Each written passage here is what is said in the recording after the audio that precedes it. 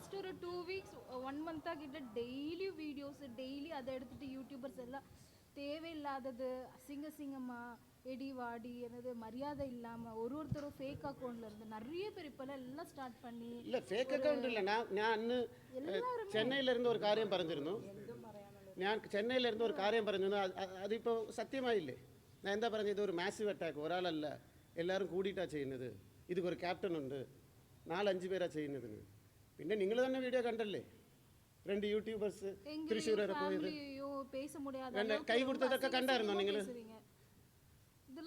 അത് കണ്ടായിരുന്നല്ലോ ഏത് വീഡിയോ മനസ്സിലാവുന്നുണ്ടോ പേരെടുത്ത് പറയണോ പരാതി കൊടുത്തിരിക്കേ അതുകൊണ്ട് ഇപ്പോൾ പേര് യൂസ് ചെയ്യാൻ പറ്റില്ല നീ പേസ് அதுதான் சொல்லியிருக்கேன் எல்லாம் வந்து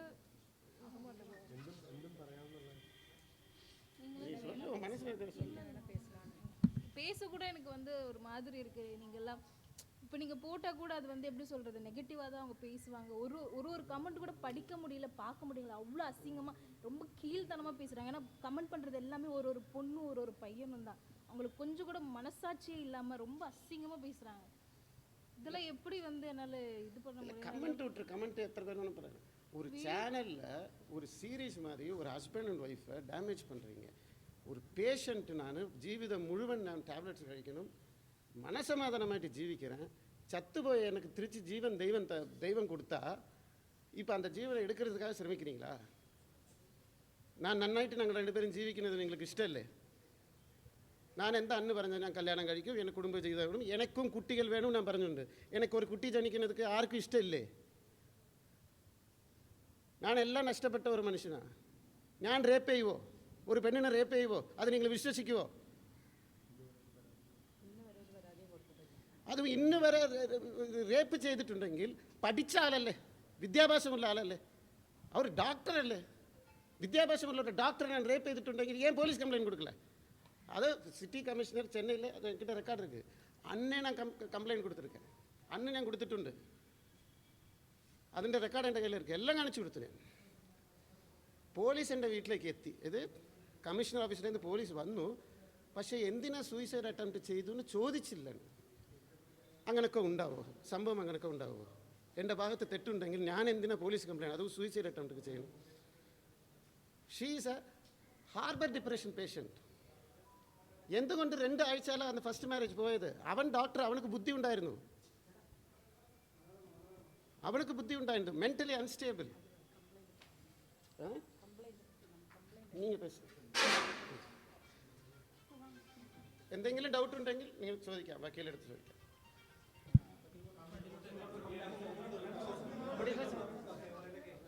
കുറച്ചുകൂടി ഫ്രണ്ടിൽ കയറിക്കാം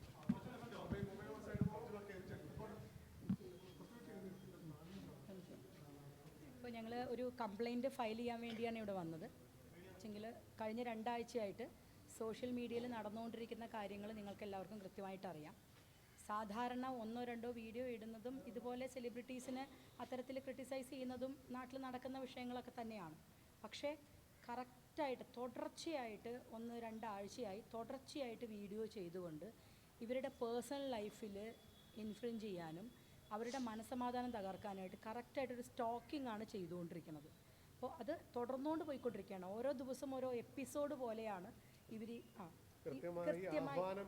ഇവർ ബുള്ളിയിങ് ആണ് നടന്നുകൊണ്ടിരിക്കുന്നത് അത് ഒരു വലിയൊരു ഗൂഢാലോചനയുടെ ഭാഗം കൂടിയാണ് ഒരുപാട് ഒരാൾ പരാതി കൊടുക്കുന്നതോ ആ പരാതിക്ക് നമ്മൾ നിയമപരമായി അഡ്രസ്സ് ചെയ്യുന്നതോ പോലെയല്ല ഇത് ഇത്തരത്തിൽ ഓറലായിട്ട് കുറേ വാചാലെ കുറേ ആരോപണങ്ങൾ നടത്തുന്നുണ്ട് പക്ഷേ ഇന്നേ വരയ്ക്കും ഒരു പ്രോപ്പർ പോലീസ് കംപ്ലയിൻറ്റ് കൊടുക്കാനോ ആ തരത്തിൽ മുന്നോട്ട് വരാനോ അവർക്ക് കഴിയാത്തത് ഞങ്ങൾ മനസ്സിലാക്കി ഇപ്പോൾ വക്കീൽ ഒരു നിയമ കാര്യമായി ബന്ധപ്പെട്ട് നിങ്ങൾ അഭിഭാഷകരെന്ന നിലയിൽ നമ്മൾ മനസ്സിലാക്കുന്നത് അതിന് കൃത്യമായി അവർക്ക് തെളിവുകളില്ലാത്തതുകൊണ്ടാണ് സോഷ്യൽ മീഡിയ ഒരു വലിയ പ്ലാറ്റ്ഫോമാണ് അതിനകത്ത് എന്തു പറയുന്നതും കുഴപ്പമില്ല എന്നുള്ള രീതിയിലാണ് ആൾക്കാർ കണക്കാക്കുന്നത് ഇവരുടെ കോപ്പിറൈറ്റുള്ള ചാനലിലെ വീഡിയോസ് എടുത്തുകൊണ്ട് ആ വീഡിയോസിൻ്റെ കുറേ ഭാഗങ്ങൾ കട്ട് ചെയ്ത് പല യൂട്യൂബർമാരും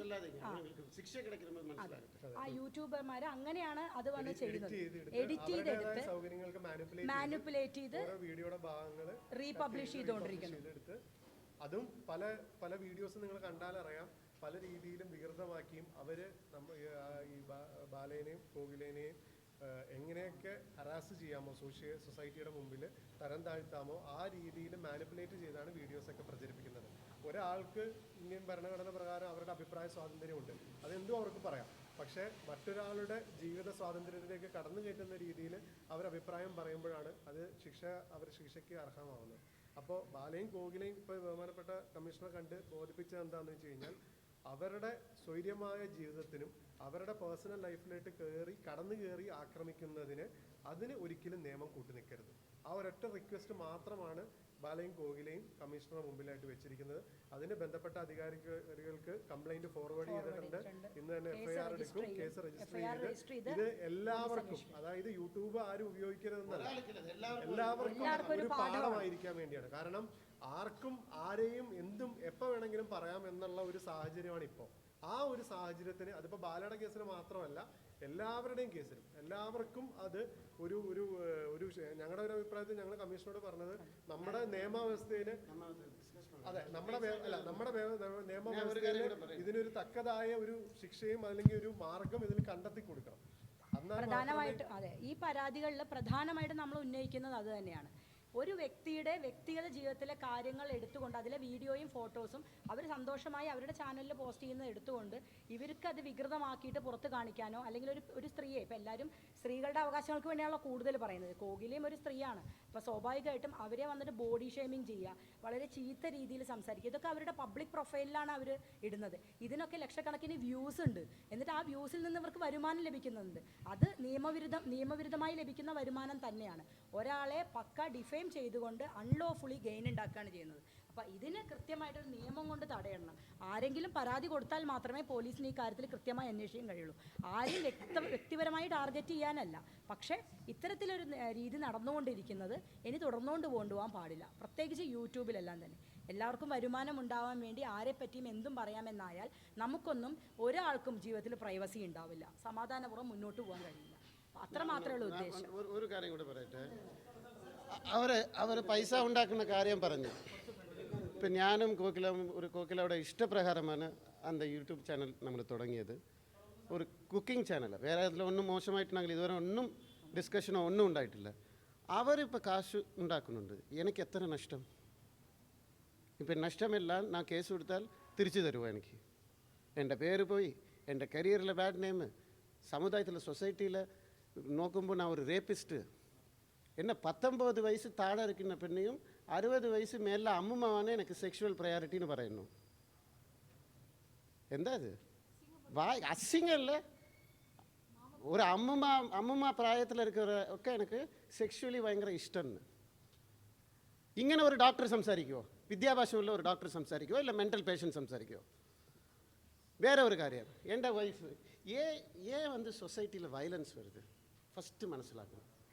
അടുത്തവൻ്റെ ഫാമിലിയിൽ കയറി പോകുമ്പോഴാണ്, അവരുടെ പ്രൈവറ്റ് സ്പേസിൽ കയറി പോകുമ്പോഴാണ് പർസണൽ ആവുന്നത് அந்த ഇഷ്യൂസ്. ഇപ്പോൾ ഞാൻ കംപ്ലയിൻറ്റ് കൊടുക്കുന്നുണ്ട്, നിയമപ്രകാരം ഞാൻ ചെയ്തിട്ടുണ്ട്.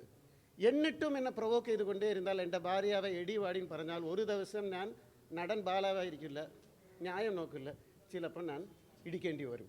അത് ഞാനല്ല, നിങ്ങളായാലും ശരി. നിങ്ങളുടെ ഭാര്യയാവെ കെട്ടിയ പോലെ എടി വാടീനെ ആരെങ്കിലും വിളിച്ചാൽ നിങ്ങളുടെ ചൗക്കുട്ടി അടിക്കും. പക്ഷേ നമ്മളിപ്പോൾ നിയമപരമായിട്ട് പോയിരിക്കുന്നു, വയലൻസ് വേണ്ടാന്ന് പറഞ്ഞിട്ട്. ഇനി ഇത് ഞാനിപ്പോൾ എടുത്തിരിക്കുന്ന സ്റ്റെപ്പ് എല്ലാവർക്കും ഒരു എക്സാമ്പിളായിരിക്കും. ഞങ്ങൾ ജയിച്ചിരിക്കും, തീർച്ചയായിട്ടും ജയിച്ചിരിക്കും.